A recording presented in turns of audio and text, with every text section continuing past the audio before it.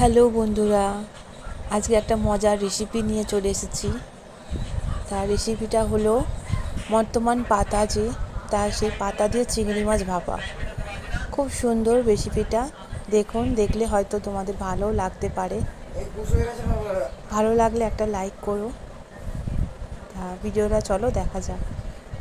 আমি প্রথমে মিক্সচার মেশিনে জারটা নিয়ে ওর মধ্যে সরষে পোস্ত দিয়ে একটু মিক্সচার করে নেবার পর চিংড়ি মাছগুলো বাজার দিয়ে এনেছে।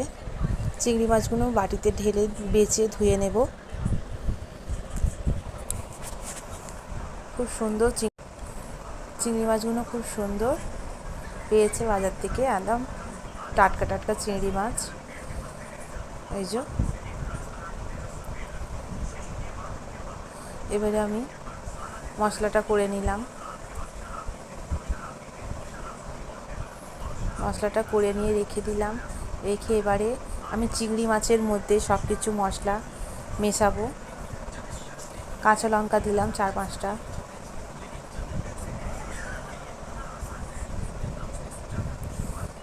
এই মিক্সারে যা মশলা করেছিলাম এগুলো দিয়ে দিলাম।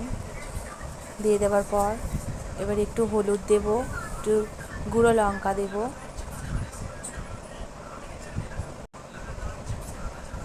হলুদ দেওয়ার পর যেরকম ঝাল খাও, এবারে আমি একটু গুঁড়ো লঙ্কা দিলাম, আমার ঝালটা ভালোই লাগে।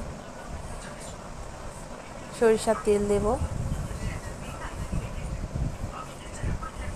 আমি সরিষার তেলটা একটু পরিমাণে বেশিই দিয়েছি।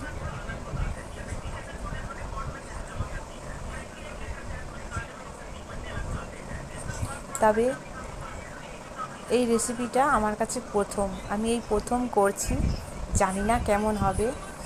তবে রেসিপিটা করার পর খেয়ে তোমাদের ঘরে বলবো কেমন হয়েছে। এটা পুরো মাখিয়ে নিলাম সুন্দর করে। মাখিয়ে নেবার পর আমি এই বর্তমান কচু শাক, এটাকে বলা হয়, এর মধ্যে আমি দিয়ে দেব।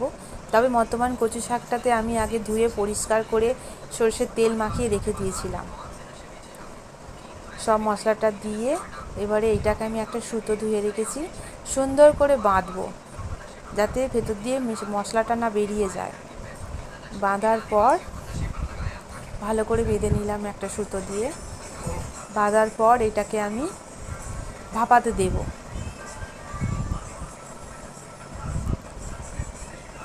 রেসিপিটা ট্রাই করে দেখবে। ভাপাতে দেব সিটিতে আমি।